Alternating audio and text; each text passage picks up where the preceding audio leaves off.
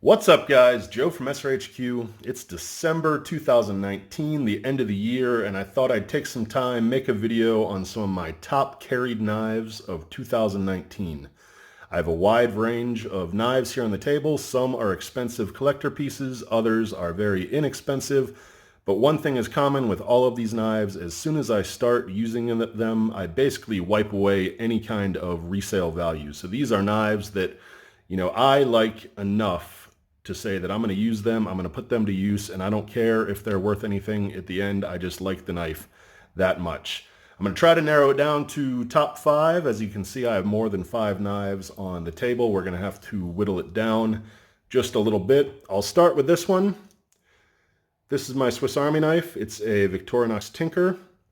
I don't really think it fits the mold as far as traditional knives in this sense. It definitely is a traditional pattern knife. Victorinox has been around since the 1800s. They make outstanding quality knives, and this one's no exception.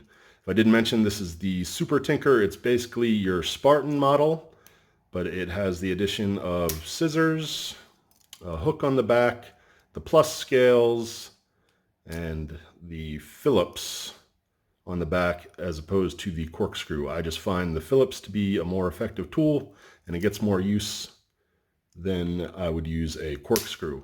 But great knife, custom scales, Cascadi scales, natural canvas micarta. They have darkened with age. Yeah, really like this knife. This is going to get a runner-up spot. Next runner-up spot's going to go to this one. This is the Case Mini Trapper. I've had this knife for a while. It's not really one of my favorite knives, but it gets carried quite a lot because this is basically one of my favorite vacation knives. When I don't want to bring a bunch of my, highly collectible, really expensive knives, but I want a functional tool on vacation, I definitely love bringing this one. And this knife has actually started to grow on me. You can see it is in the CV steel, chrome vanadium steel. It's got this slender clip point blade. Tip's a bit rounded on this one. Case had a bit of a problem with that. But yeah, you have your clip point blade as well as your spay blade. So I like the fact that I can have 2 knives sharpened up, at the beginning of a vacation, bring it and not have to worry about sharpening throughout my trip. If one blade goes dull, I can just use the other blade throughout the trip. So although the Trapper isn't necessarily my favorite pattern, this knife has gotten quite a lot of use throughout this year. Next knife on my runners-up list is going to be this one. This is a Rough Rider. This is from their Classic Carbon series. This is the Sow Belly Stockman. The only reason this one's on my runner-up list is just it's too new. I've had this for a little bit over a month, but I have carried it quite extensively. I wanted to see what Rough Rider's carbon steel was all about, and I have to say it's holding up pretty well. It gets me through my day. At the end of the day, I give it a strop, and it's right back to razor sharp. And I can say the same for all of the knives here on this table. I throw them in my pocket, use them throughout the day. At the end of the day, if I've used it hard, I strop it up just on a leather strop with some polishing compound, and it comes right back up. I don't think I really sharpen any of these knives. But yeah, this one could be a contender for next year. I'm really actually liking the quality of this knife. You can see it is a Stockman design. So we have our main clip point blade. Then we have a very useful sheep's foot blade. Then the last blade is a spay blade. And if you can see, it's got this really crazy angle due to the shape of the handle. But when that's in the hand, for cuts like this blade is pretty wicked. Really, really enjoying this knife. Yeah, we're just going to have to let time tell if this one's going to continue to be one of my main users. So now's when it starts to get kind of difficult to narrow this down, but I can probably say the next runner-up will have to go to this one. This is a GEC, I believe a 71 bullnose. Yeah, 71. This is in the muslin micarta. Great knife, very sturdily built, very beefy knife. For a hard use slip joint, this knife is absolutely perfect. My problem is it's a little bit too big for pocket carry, a little bit too chunky in the pocket. I do have to wear it in a belt sheath most of the time, belt slip. But that being said, this knife does get carried. I do really like it. One thing I don't particularly like about this pattern is this kind of upswept bullnose blade. I like a little bit more of a tip just for cutting cardboard, opening packages, stuff like that. But if you're working, in the yard, in the garden, if you just need a hard use knife to cut through whatever, this knife's going to do just fine. So another runner-up, this is going to be the GEC 71 bullnose. So now we are down to, 6 knives. Now it gets really tricky because I love all of the knives that you are looking at right now, but the next one that's going to get knocked out is going to have to be this one. This is a Northwoods Big Bay. Really love this knife. I got this knife because it's on the GEC 78 frame. I had a GEC 78, ended up selling it or trading it, can't remember, but regretted it pretty much as soon as I shipped it out. I really wanted to find another 78. And in that search, I found this Big Bay, which is on the same frame, same size, just a little bit different aesthetic looks to it. One thing I loved about the 78 was the action, how it just pops and snaps. It was so smooth. I loved it, and it's absolutely the same on this knife. You can see it's got the burlap micarta, starting to take on some patina in the handle as well as the blade. Really great clip point blade. They did a really great job on that. The saber grounds are a bit fatter, so when you're, for example, cutting an apple or something, it does tend to split a little bit more than slice, as you would find on a full flat ground blade. But it's thin enough to get the job done. But yeah, really love this knife. It just isn't going to make my top 5, but great knife nonetheless. So then we're down to 5, and I don't know if I can rank these 1 to 5 because these are basically in a rotation. One of these knives is in my pocket pretty much every single day. So let's just start off with the oldest out of the bunch. This is my Sons Swayback Gent. Absolutely love this knife. This is a Tony Bowes design. I mean, look at that. I believe they call this chestnut bone. Great looking color, great looking jigging pattern. A lot of people complain about Case's fit and finish. I would suggest you go with one of their Tony Bowes designs. They tend to kick it up a notch as far as the fit and finish. But this one, this one's right up there with any of my Great Eastern Cutleries. Centering's great, spring termination's great, no gaps whatsoever. That bone is done beautifully. If we take a look here, we're completely flush at the half stop, or when fully closed. Then when we go to the half stop, also completely flush, and then fully open, again, we're completely flush. Fit and finish is phenomenal on this. No blade wiggle whatsoever. Super thin blade stock. Great slicer. It's got this really aggressive Wharncliffe blade. Great for opening packages, cutting up cardboard, opening up shell packaging. Just a wonderful knife. It's tiny, it's small, it slides right into the watch pocket, or you can just drop it right into your regular pocket. You won't even notice that it's there. I can highly, highly recommend the Sons Swayback Jack, or this version, the Sons Swayback Gent. The Swayback Jack is the same knife, just a 2-bladed version. So yeah, this one's definitely going to be on my top 5 carried of 2019. Next, I guess we'll talk about the Freemont Jack. This was one of my traditional knife grail knives. I searched for one of these for the longest time. I didn't care what kind of covers it came in. Having a mammoth one would be phenomenal, but I was perfectly happy with the red linen micarta. As you can see, it has some scratches.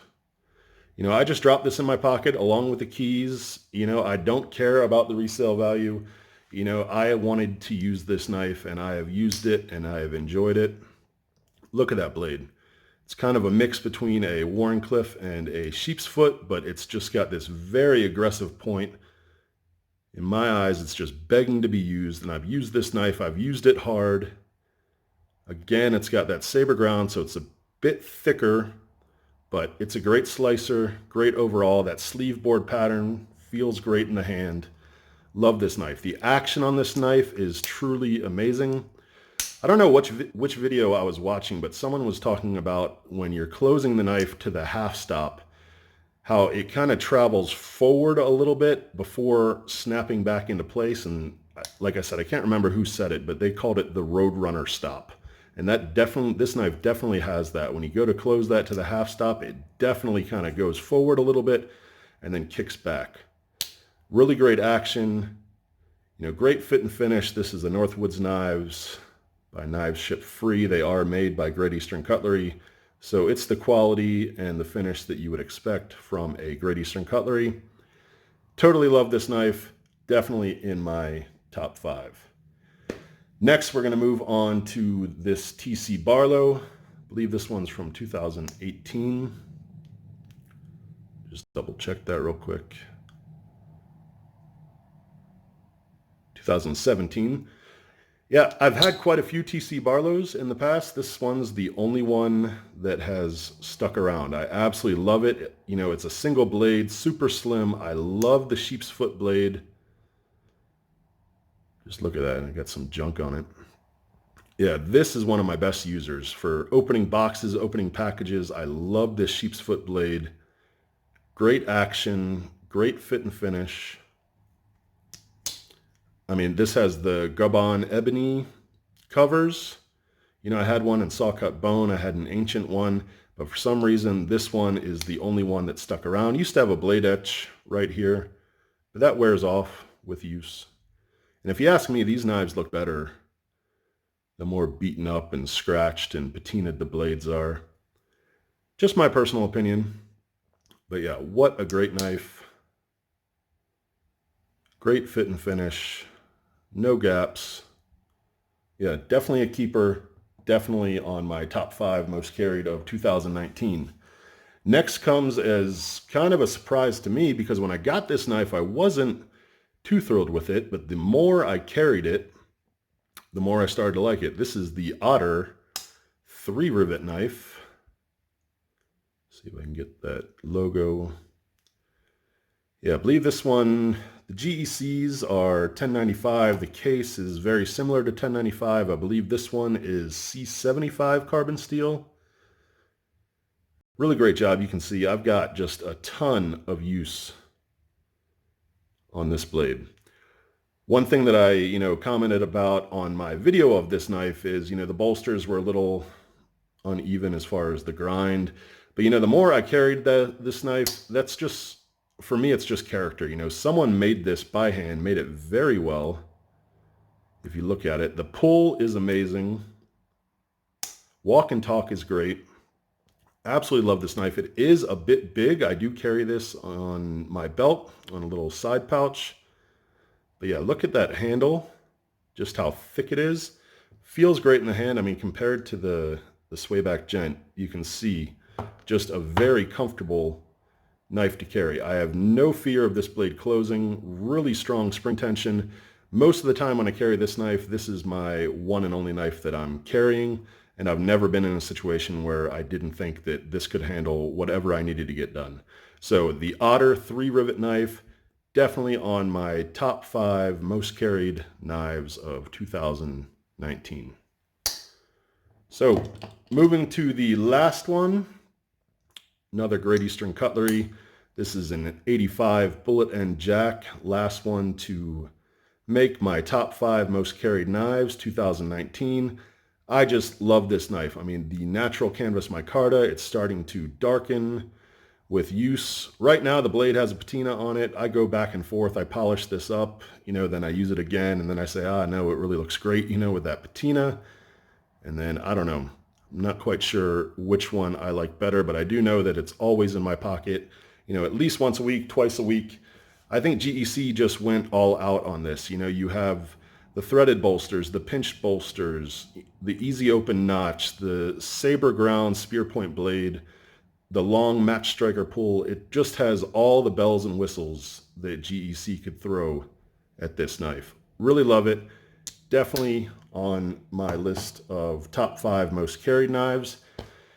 So yeah, guys, that's the top 5 most carried knives of 2019. Now I'm going to go one further, and I'm going to pick a favorite that I think I've carried more than any of the other knives on the table. And I think it might surprise some people because it's going to be this one, the Otter 3 Rivet Knife. Does it have the best fit and finish out of all of these? Nope, but functionally, this knife is perfect. It's built like a tank. You know, it's not perfect as far as fit and finish or centering or those grinds, but like I said, that's just character. I love how this is aging. The bolster is also carbon steel, so that's starting to get some patina on it. The brass is getting patina on it. And you know, although this doesn't have as good of fit and finish as some of these, they're also not asking the same price that they are for these. This comes in around 50 bucks, and I can tell you guys, worth every single penny. So yeah, guys, that's going to do it. That's my top 5 most carried knives of most carried traditional knives of 2019. I hope you guys enjoyed the video. If you guys want to continue seeing content like this, don't forget to like this video, leave me a comment, let me know what you guys think. Do you guys have some of these knives? Do you guys agree? Is there a knife that you think should have been on this list?